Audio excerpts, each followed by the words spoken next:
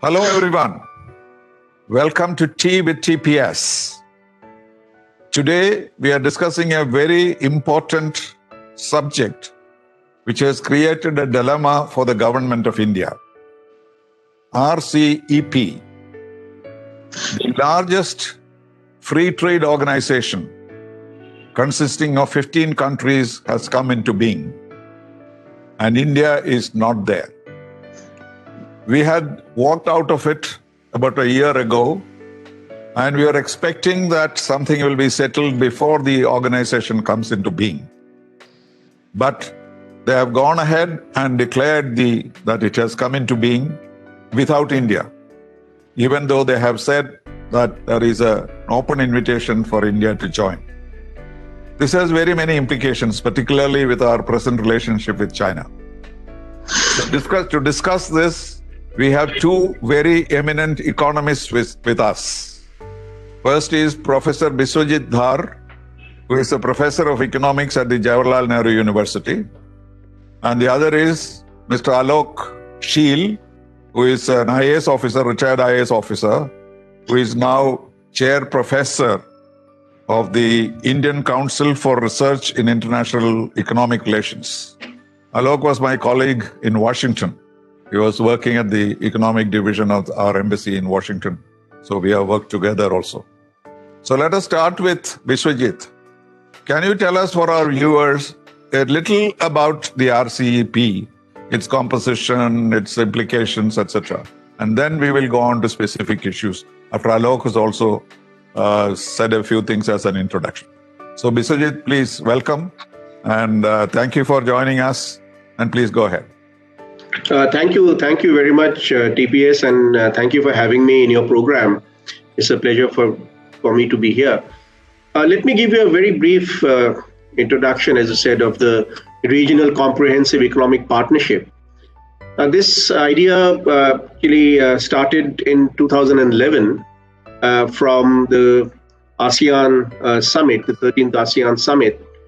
And the ASEAN, as you know, have treated agreements with countries all around it. So they have these six partners with which they have the free trade agreements. And ASEAN then decided that they would consolidate all these agreements together and propose a regional comprehensive economic partnership with all the members. The whole idea was the consolidation will lead to a better harmonization of rules, because all these free trade agreements create a plethora of rules which Professor Jagdish Bhagwati once described as a noodle bowl. It's very difficult to do business with all these FTAs around. So the idea was that ASEAN, with the six FTA partners, the three North Asian partners, Japan, Korea, and China, and the other three, Australia, New Zealand, and India, the 16 countries would form the Regional Comprehensive Economic Partnership.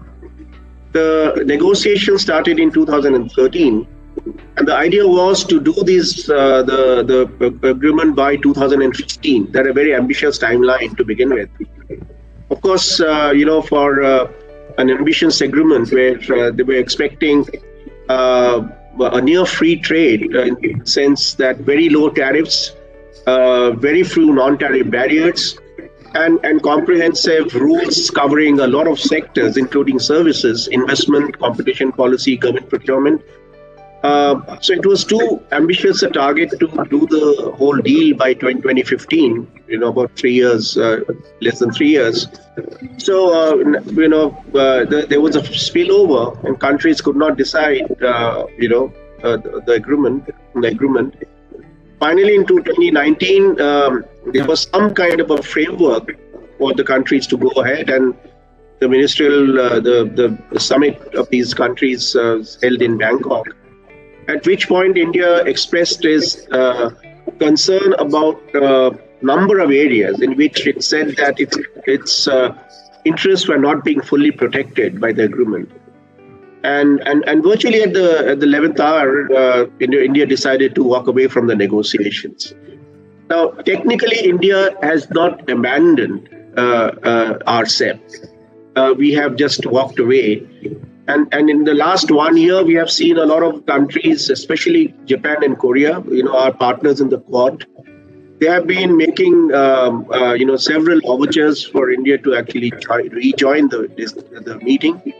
Of course, it hasn't happened, and we can discuss this further why it hasn't happened. So earlier in early November, rather 15th of November, RCEP was signed between 15 countries. So this is a sort of brief background on RCEP. Okay, thank you, Alok. Can you outline to us what were the issues which prompted India to walk away at that time specifically? Do you recall? Good evening, and thank you for inviting me to talk here. And Bishwajit has, set aside in a pretty comprehensive manner, what RCEP is all about and India's, participation in the negotiations and where things stand. I just want to stand back a little bit and give a background that the RCEP and the TPP and agreements like this, these are plurilateral arrangements as opposed to an organization like the WTO, which is truly multinational, which has all countries globally in making legally binding commitments. And there was a feeling for some time that the WTO, that progress in multilateral negotiations was getting bogged down. I recall that during the financial crisis, when I used to participate in the G20 meetings, one of the issues on the table of the G20 was pushing for progress on the Doha round. And every summit declaration would have a statement saying that we should push ahead for a successful conclusion of the Doha round. Now, that did not happen. And perhaps, the whole consensus on free trade, that seemed to be breaking down. There was initially free trade was being pushed by advanced economies, with the beginning of GATT and WTO. But then a sense developed in advanced economies that they are not gaining as much from free trade as they wished, as they expected, and so the negotiations got bogged down. And then things like TPP and RCEP came to the fore. So these are all suboptimal arrangements. They're saying better than than nothing. But so that is the background. And as far as India is concerned, India, to my mind, has been a little fearful of international trade. It has, even within the G20, I found that there was a feeling that India was one of the countries which was really holding things back, and therefore it is not really a surprise that even in RCEP, India is has been quite reluctant to join. So there seems to be much more of a within a policy environment, a protectionist sort of outlook. And this is one of the reasons why we have not been able to, join RCEP. Okay. Looking at politically, China seems to be the issue, whichever way you look at it. Because there was the Belt and Road Initiative, which we did not join, everybody else has joined. So we have one arrangement from which India is outside already. And then we had the second one, which was a trade agreement, free trade arrangement, in which, of course, China has also a major role. We have now excluded ourselves from that. So does it mean that politically we are finding it uncomfortable to be with China? In fact, when we moved away from RCEP, the present India-China situation had not developed. That is a subsequent development, that we are on the verge of war with China. So is it really a political issue that is dominating this whole discussion, Biswajit? Yes, in part, yes. But, even when we walked away from RCEP in 2019, the economic issues with China and China's dominance in the Indian's market, that had already become a problem with many of the industries. But that was not all. In fact, I recall having a lot of discussions with industry associations, especially the textiles and automobiles. They had problems with China, but that was not all. There was agriculture where they were afraid of competition from Australia, because Australia was demanding better access for its wheat, and New Zealand in dairy. So I think the political undertones were already there, I would say, with China, but that was not all. What has happened now is that the politics, the political problem with China has now become so overwhelming that I don't see India going back to the RCEP, going back to the negotiating table anytime soon, because now it's mostly political. Yes, Alok, when we talked about RCEP earlier, we did not have any fundamental objection as such. But some of the statements that Foreign Minister Jaishankar has made very recently seems to suggest that our policy itself is changing, because we are saying that we are going to be now Atmanirbhar, we are going to be self-sufficient, self-reliant. And also he said some of these trade arrangements have led to deindustrialization of the country. So which means we seem to be shifting away from globalization, shifting away to protectionism. Is that what we have to read here? Yes, I would by and large go along with that, with the caveat that I don't think we have ever been really invested into globalization. There was a period after 91 where we did have, opening up of the economy. You had trade policy reforms, and at that time too, similar fears were expressed that India is not prepared and we will be overwhelmed by international trade. But that really did not happen, because our exports increased, also our imports increased. Overall, the trade intensity of the Indian economy increased, and so did growth. Both increased. In fact, both went hand in hand. 11% growth we had, right? Yes, we had that growth. And now that we have become increasingly protectionist, that has also gone alongside decline in growth. And that is what trade theory also suggests, that trade and growth generally grow together, and there are certain welfare benefits from international trade. And somehow we have always been very wary of this. And as I was telling you, when I was in the G20, we used to hear these barbs coming from whenever the discussion turned towards trade, towards that India being a spoiler, and there were other developing countries also. China was there, but much of the thing was directed that India somehow. Vishwajit might be in a better position to explain that India having had the bad boy image in international trade. Well, we normally have had trouble with the Americans, because in the WTO, our confrontation was with the Americans and the Western world. The problems we have had with China or ASEAN, etc., did not figure there very much, as far as at least I understand it. But now this is focused on the problem of China, the imports from China. If tariffs are reduced, our industries will collapse. This kind of feeling has come in. Is that very recent, Biswajit, or was it always there? No, I'd elaborate on what Alok just said. He's absolutely correct. We did not invest in what was required to get the full benefit of opening up of the economy. And that's always been my worry that at some point someone would pull the plug. I used to do negotiations on behalf of Government of India in the WTO, and take for example agriculture.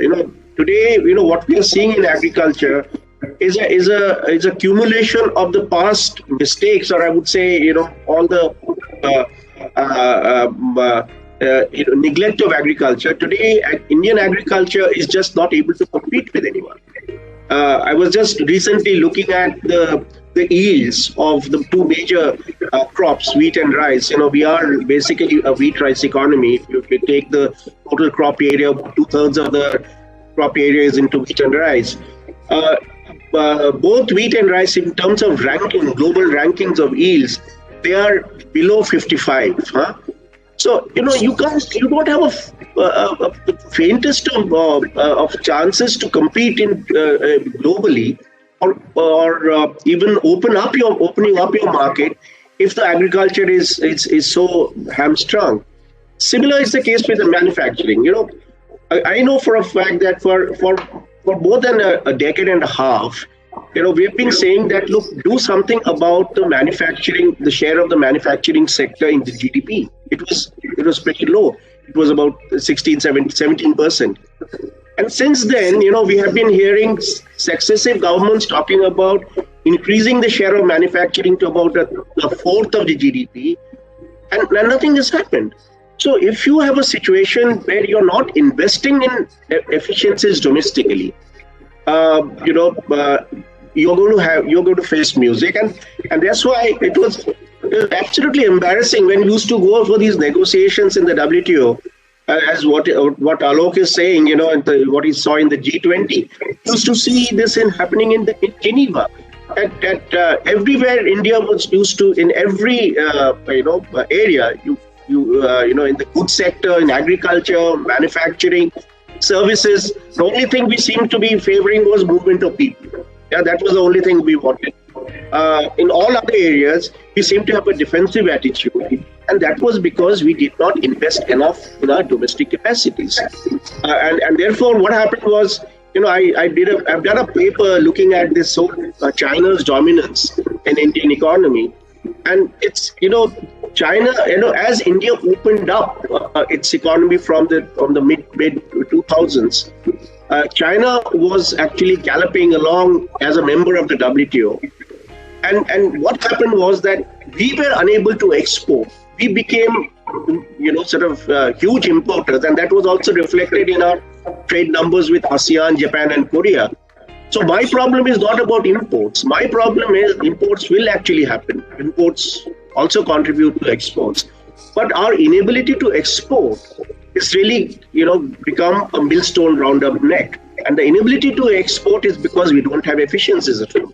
So I think it's a sad situation today that India has to, and you are becoming more protectionist. I think at this stage in time, and I've always been saying this kind of self-reliance is neither feasible nor desirable.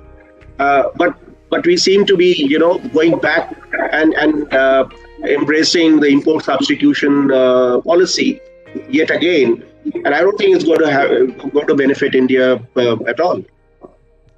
As it happens, we are in the middle of a farmers' strike, which is threatening law and order. There's a great crisis situation. And people like the Prime Minister of Canada is criticizing us. But strangely, he is criticizing us for things he did not want us to do in the past. Because subsidies to agriculture, farmers, and such other things, basic value, price, etc., where Canada was opposing that in the WTO and elsewhere. But now he is criticizing us. Of course, he's not saying it so openly, but he's saying that the farmers should be negotiated. We should negotiate with the farmers.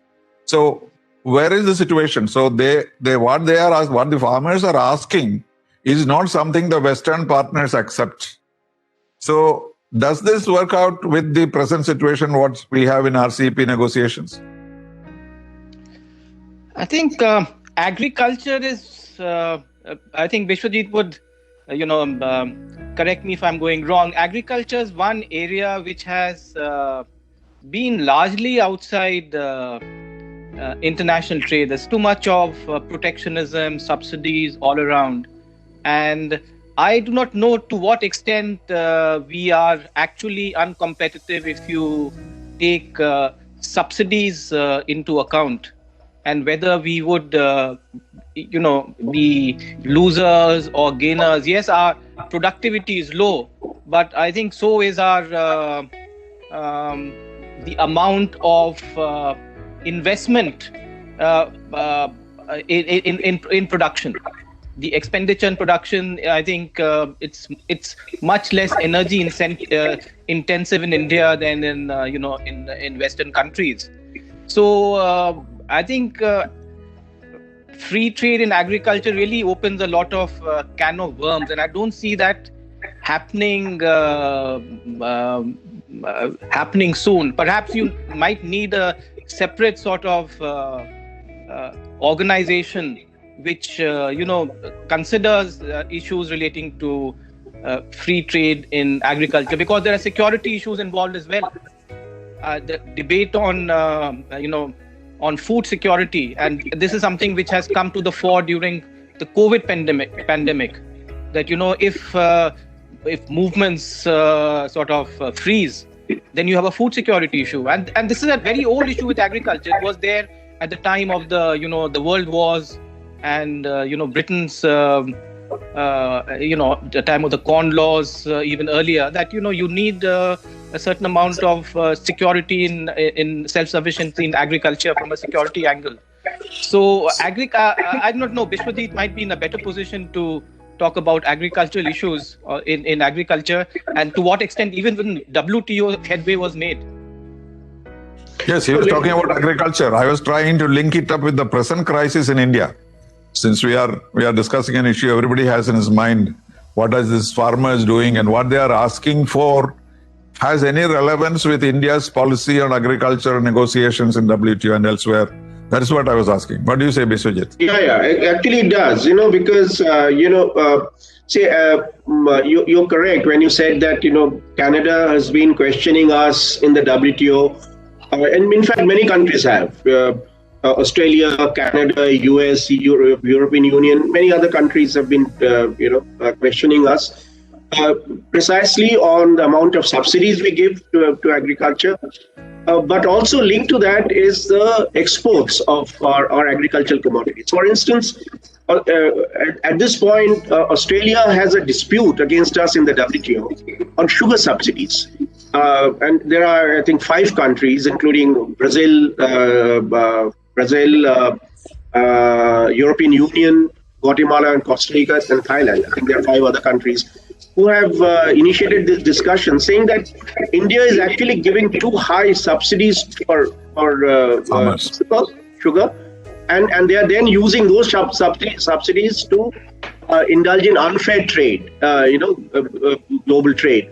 Yeah? So that's so I think we have got, and that's where the issues also come in, and I've also been talking about it, that the government at this point wants to make agriculture India an agricultural export hub. What Alok was saying, that for a long time, India was focusing in the WTO on issues of food security and livelihoods. So we were actually asking WTO to afford higher levels of protection to our farmers. And as you know that, almost more than 86% of our farmers are actually small and marginal farmers. So our argument was very clear, and we used to go and argue there that, look, if you open the market, then these small guys would not be able to compete with the big, companies, and therefore we want higher levels of protection. Now, so as long as we argued that, we had a higher moral ground to say that, look, we give subsidies to protect our guys. We don't have opportunities to move people from agriculture to other areas very quickly. So we need these subsidies and high levels of protection. But the moment we shift our policy focus to export market, then we get into a lot of problems. Then the issues like what Canada is actually is raising.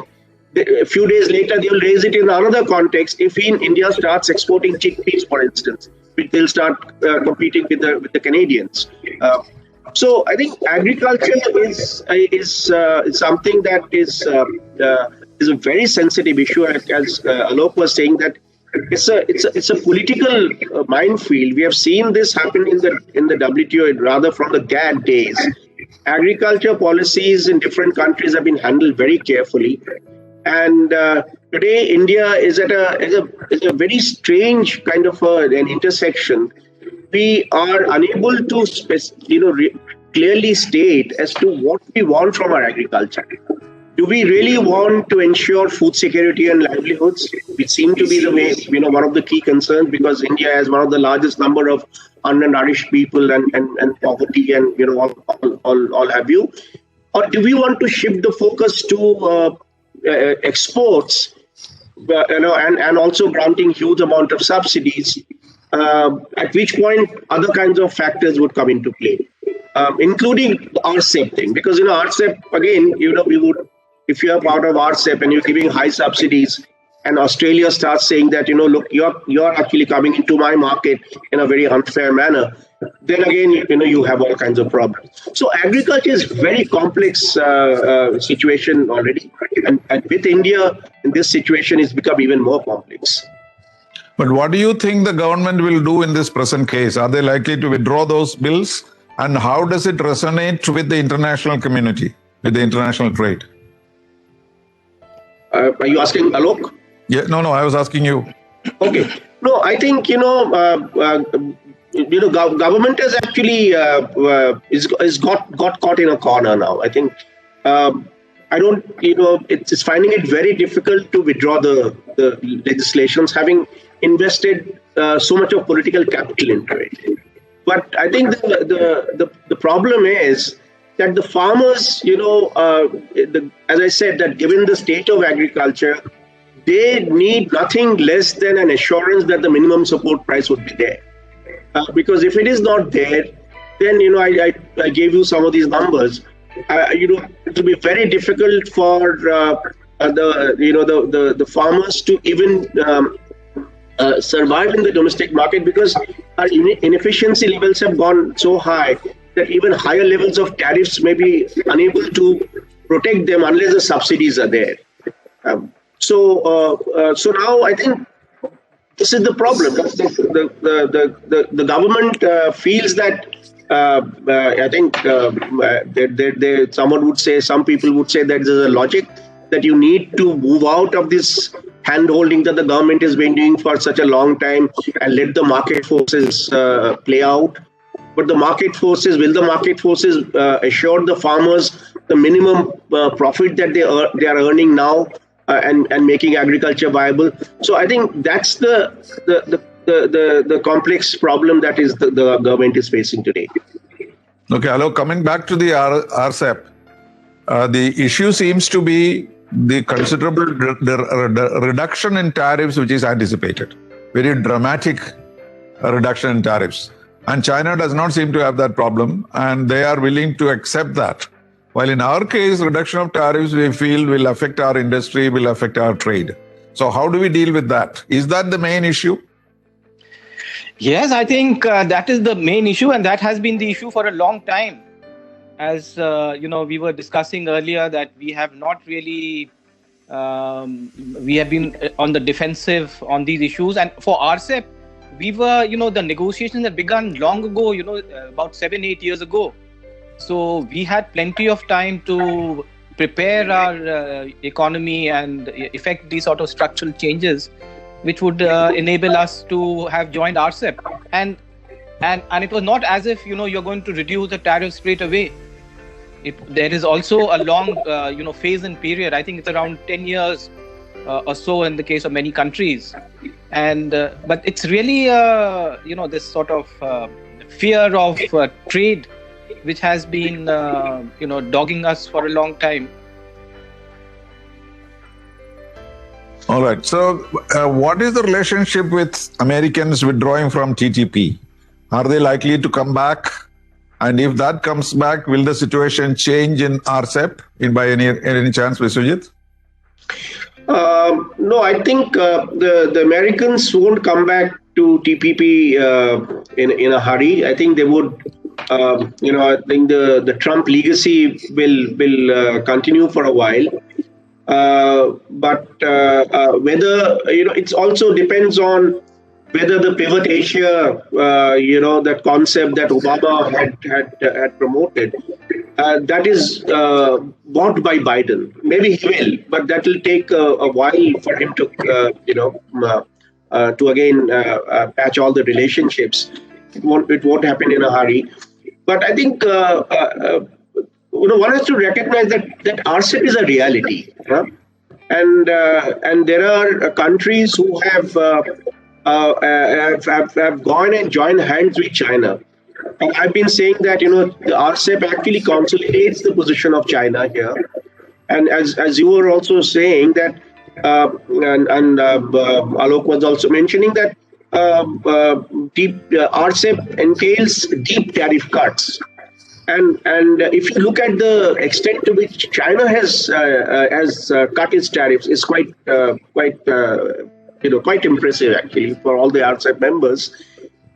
So what I anticipate is that, and Xi Jinping has made a few very interesting statements over the past few months, saying that he's going to open the market, the Chinese market, even further. And allow other partners to do business with China more. So if China actually starts refocusing on its domestic demand, this was a demand that Alok would remember in 2008. There was this demand being made that countries should actually focus more on creating domestic demand rather than move use trade as a driver. So China is trying to do that. So if China provides more opportunity to its partners, and then they get sort of enmeshed into the Chinese dynamics more, I think that situation, US will find it very difficult to make inroads into East Asia. This is what the TPP was intended to do. That TPP was intended to provide US the kind of entry into these economies and establish US as a major force, as a counterweight to China.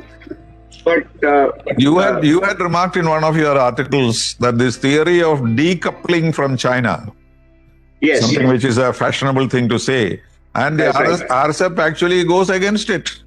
Absolutely, because despite I think it's one has to understand the global dynamics, because most of these countries who are now the members of RCEP have had deep political problems with China, with South China Sea, and with Japan bilaterally, and so you name it, Australia, Japan bilaterally, and the regional context.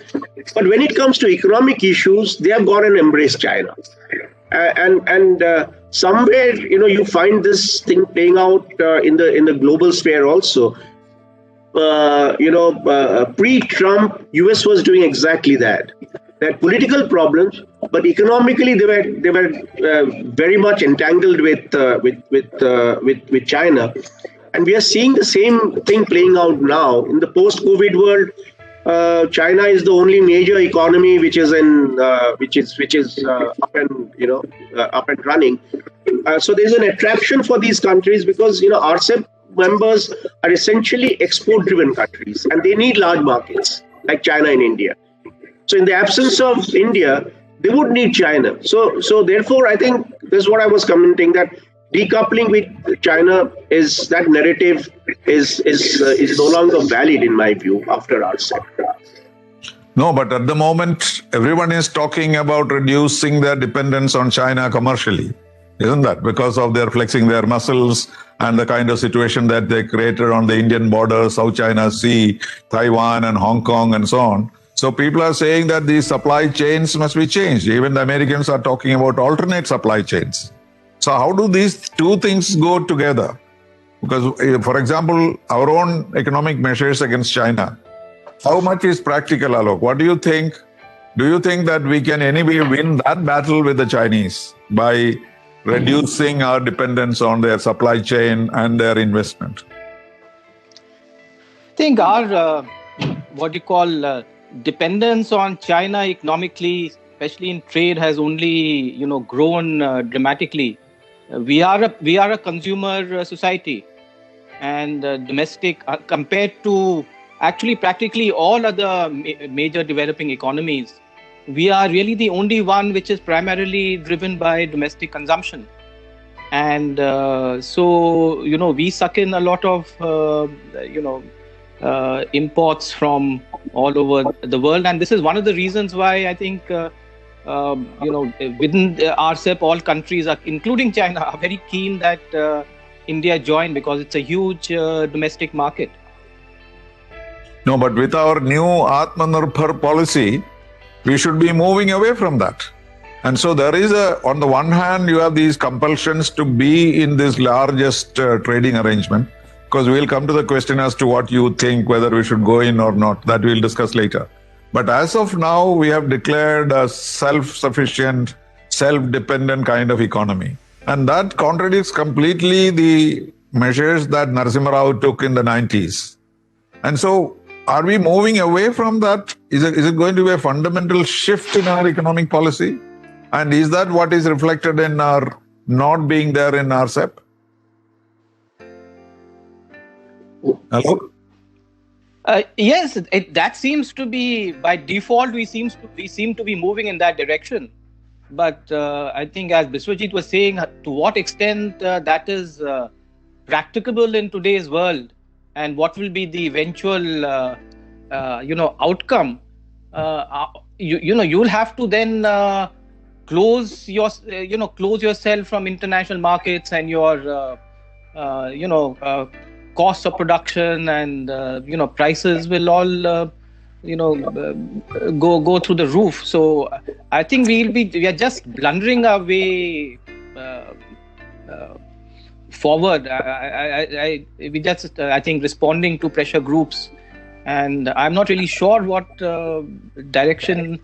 So do you see a dichotomy between our political purposes and our economic compulsions? Do you see that? Be tough with China. Don't allow them to deal with us. We take away all these apps and so on. And that is our political move. But even economically, we have always been, very wary of international trade. It is not only a political stance. The political thing, especially with China, has come more recently. But on being competitive and it ultimately boils down to the great difficulties we have in making structural reforms. It becomes it's politically very, very difficult in our sort of environment. Okay, Biswajit, can you tell us a little bit about our trade involvement with ASEAN as such? The emergence of our RCEP, does it alter it in any manner? Can we manage our arrangements with them within the RCEP framework, or that will be a compulsion for us to join? Can we deal with ASEAN and get those benefits we are getting, continue to get that without being in RCEP?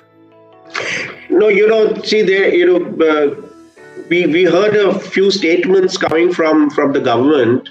And foreign minister made some statements about his deep disappointment with the FTAs, and for the past few years we have been hearing that the government is doing a review of all these FTAs, the 3 FTAs, major FTAs with East Asian partners that we have.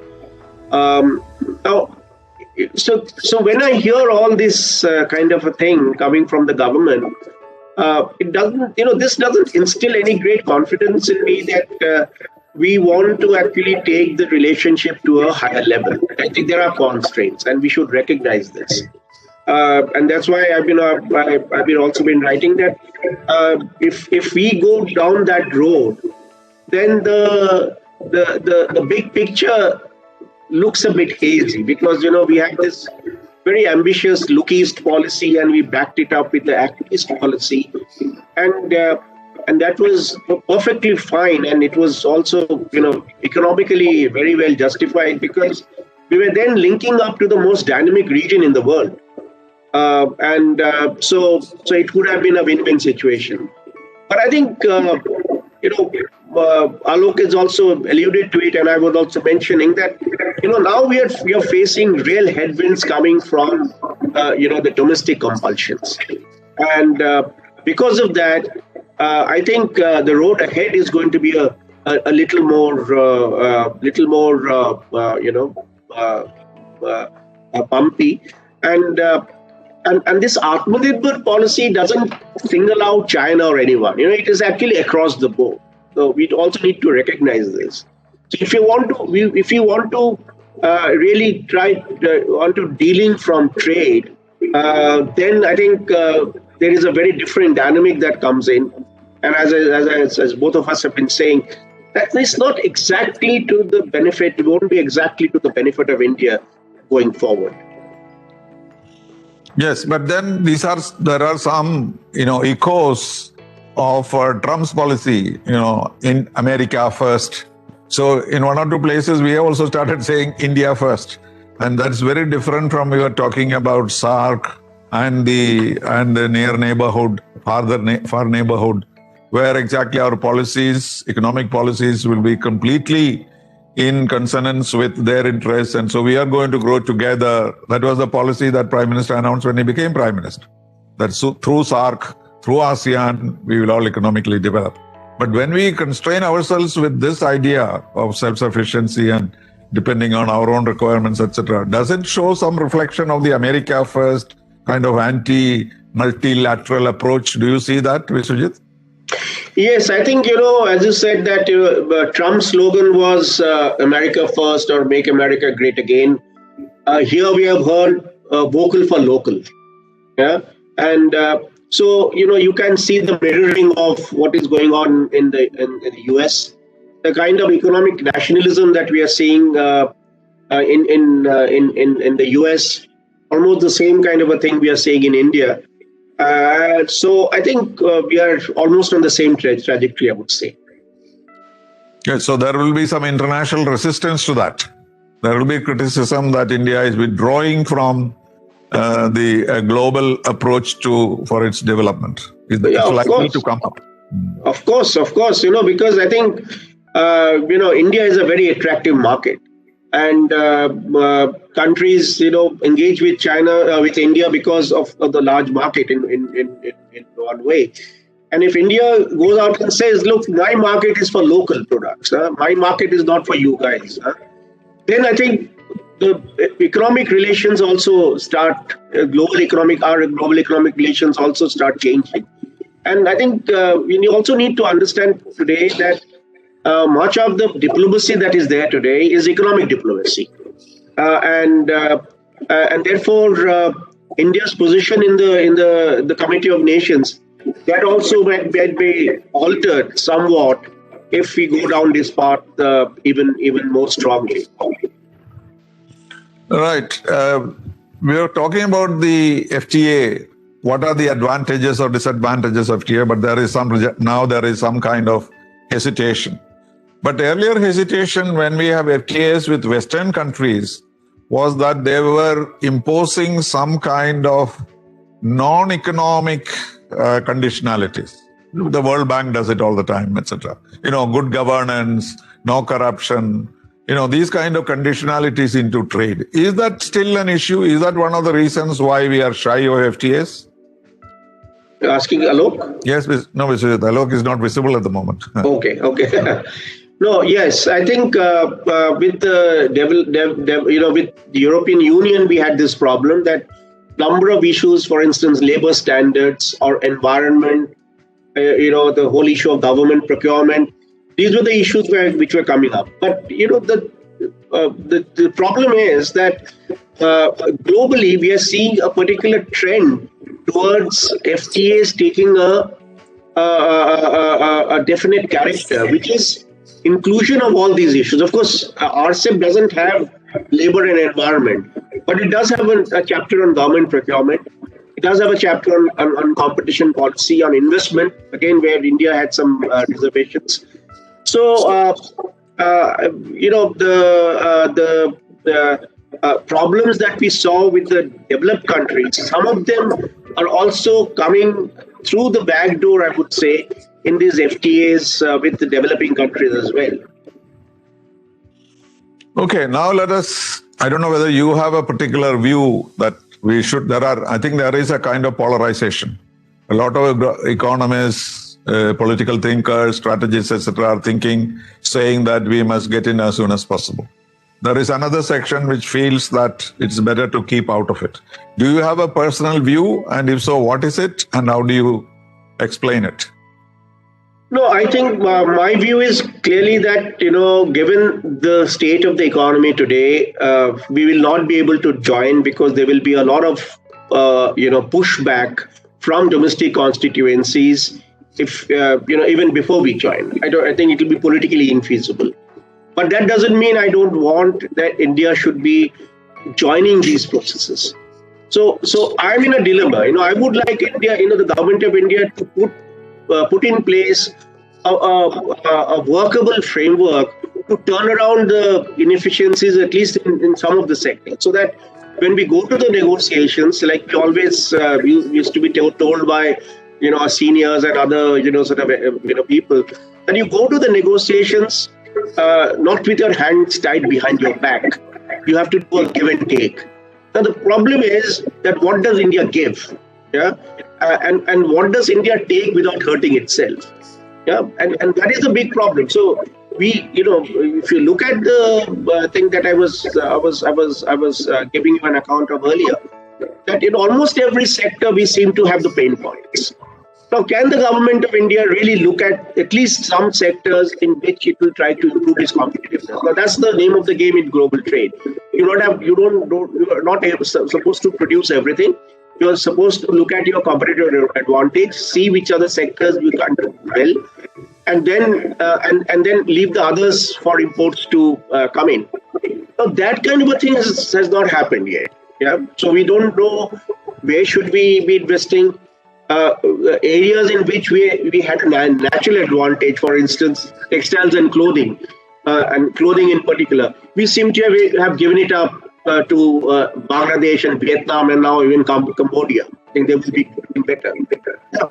So I think as far as a strategy to prepare the manufacturing sector or even parts of the agricultural sector to face the competition both in the global market and in India, that strategy seems to be completely missing. We are swinging from one extreme to the other, and we should find the realistic pathway in order to be able to be part of the global community of nations, as I said earlier. But can we compensate this situation of our not being in RCEP through bilateral negotiations or bilateral agreements? Is that possible? No, we can, but I think the mindset has changed today. If the mindset today is protectionist, if the mind, then the point is that you start investing even less in trade, in less in opening up. In fact, if you look at the past 3 years, our